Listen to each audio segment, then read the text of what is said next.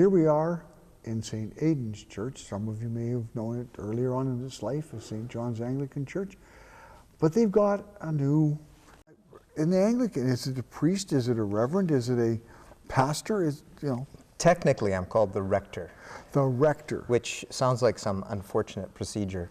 But, yes, it was, yes. Yeah, no, technically it's the rector, but some people call me father. Yeah.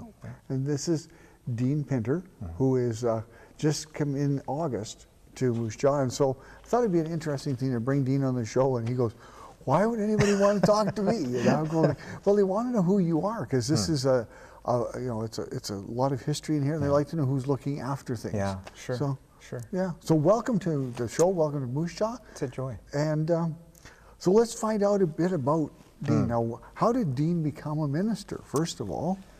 I really started exploring the priesthood when I was in England. I was doing my PhD in one of the old universities, which is just surrounded by all these great Anglican cathedrals and buildings. And what school was that? It was called Durham, Okay. Durham University, which is it's the third oldest university in the UK. And I was doing my PhD there in New Testament. And one of the best New Testament scholars in the world right now happened to be my bishop as well. And so the bishops of Durham had this great tradition of scholarship and, yeah, priestly and academic ministry. And I actually saw a model in my bishop. And so I started exploring the priesthood. That would have been in about 2005. So. But you were married, you have a family. Yeah, yes. And, Anglican priests can be married. I know, this is great. Yeah. But I was talking to your wife at one time, and she was saying, well, you were at Eston. Yes. And I said, FPGI. and because there's a joke with students of mine who graduated. I said, well, that just means Full Bridal Guarantee Institute. Yeah, fully guaranteed bridal institute. Yeah. And because many of the students who go there end up marrying their classmates and stuff. So, and that happened to you. It did. We didn't sort of date initially. We didn't even date for, I think, 5 years after college. She went to live in India and Pakistan, and I went to university in Regina. So we were different continents. And that was before email and all that stuff. So we wrote letters. Yeah, old-fashioned.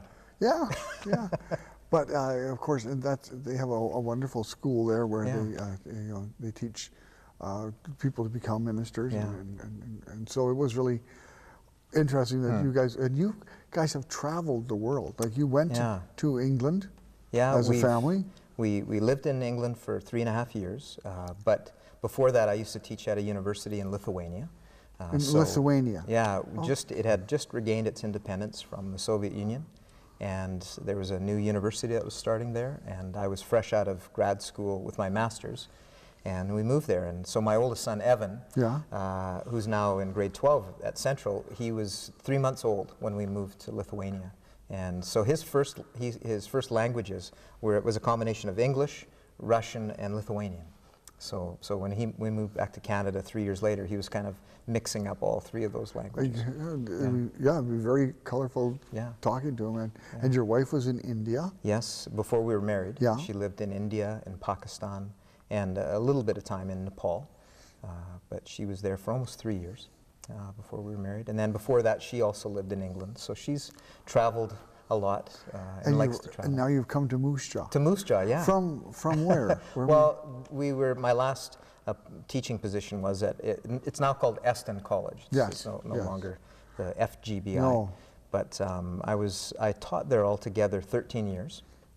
And our bishop at the time, he's now since moved to Calgary, but our bishop at the time asked me to consider when this post came open. The previous priest, Alan Dirksen, left for Abbotsford, I believe, and wonderful priest, had been here during that amalgamation period when they brought together the different churches. And then when they left, our bishop thought I might be a good fit for this position, and so we started exploring, and it was I think it's a fit. We've only been here 3 months, so maybe the jury's still out. And the honeymoon is still in place with the congregation. Absolutely. Well, I was saying to my sister, we were just walking around. She's visiting from Vancouver, and as we were walking around, I was saying, I have a crush on Moose Jaw. It's really quaint. It's got all these interesting shops and history and great characters. So yeah, it's been great. Yeah, and so you got here, and you're going to be the first rector who's going to be coming in and saying, well, this is where I start from, rather than building into this. Yeah. So it's taking them forward as a one unified. Yes. Yeah, I mean, for a lot of people, obviously, they might identify this building with St. John's, I guess, is what it traditionally was known as since 1909. But for me, it's just St. Aiden. And when I look out at the people in the parish, I don't think of them as St. Barnabas or St. George or St. Michael and All Angels or St. John's. I just see, I can't keep straight where people it doesn't matter. Yeah, but for me it's St. Aiden, which intersects really nicely with where we lived in England, because St. Aiden is one of the patron saints of Durham. Oh. Yeah.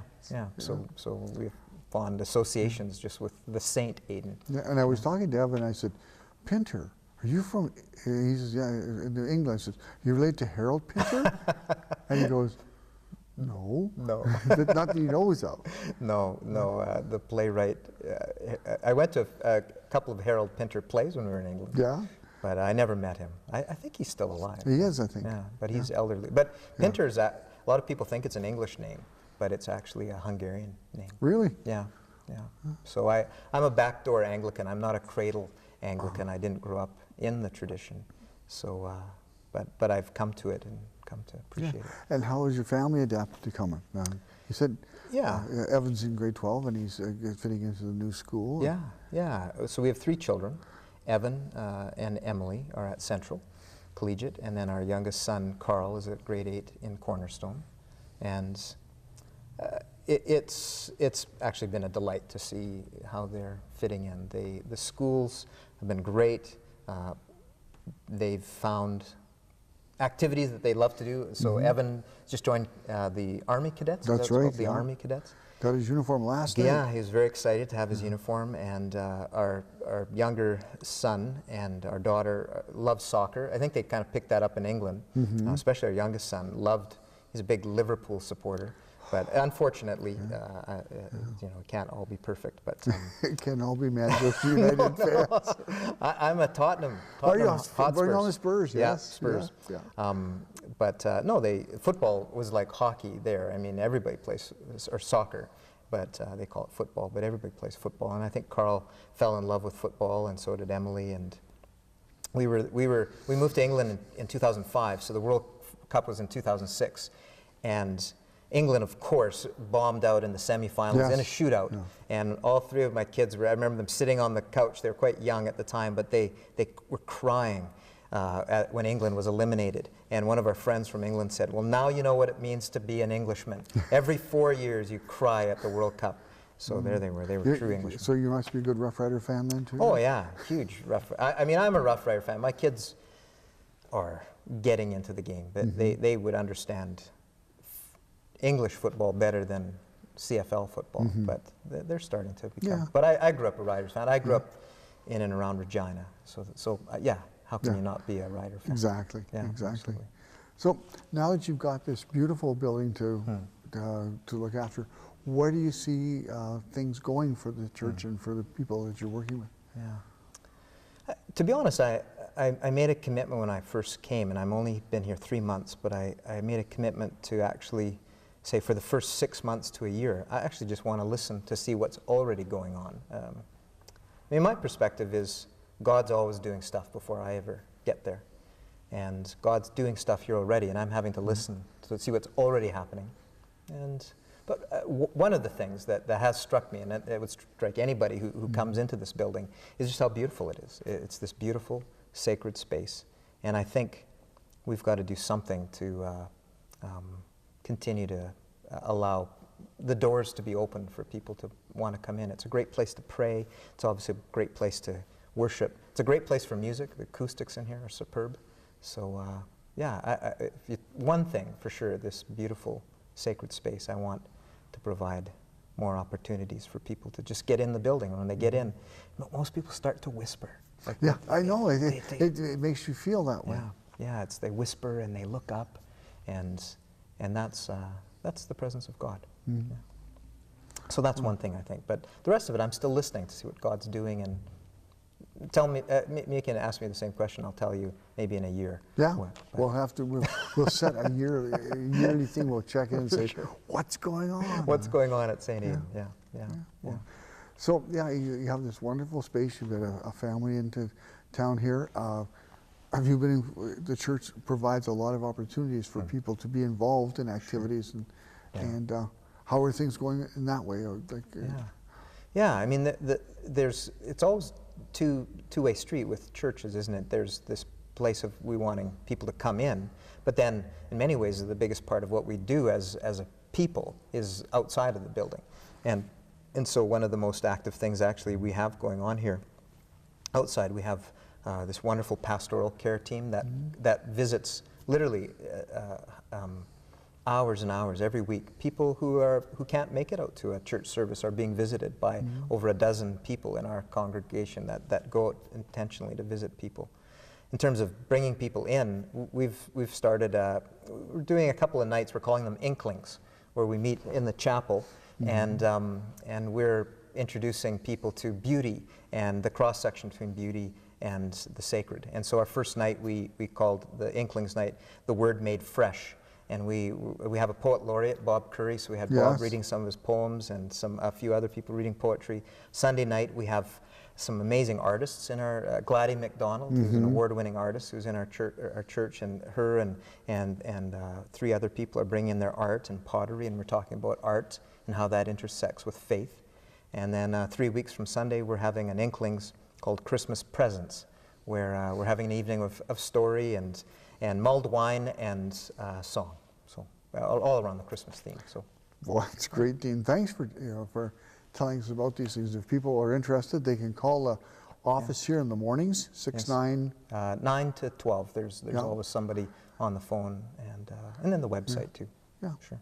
Well, and the phone number here is 694-5445. Well, Dean, thanks. Asked me that a few weeks ago. I maybe not remembered.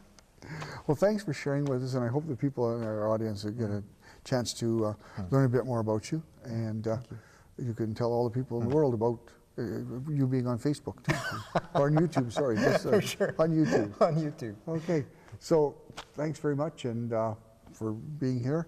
Thanks to my guests for being, and we'll catch up with you soon.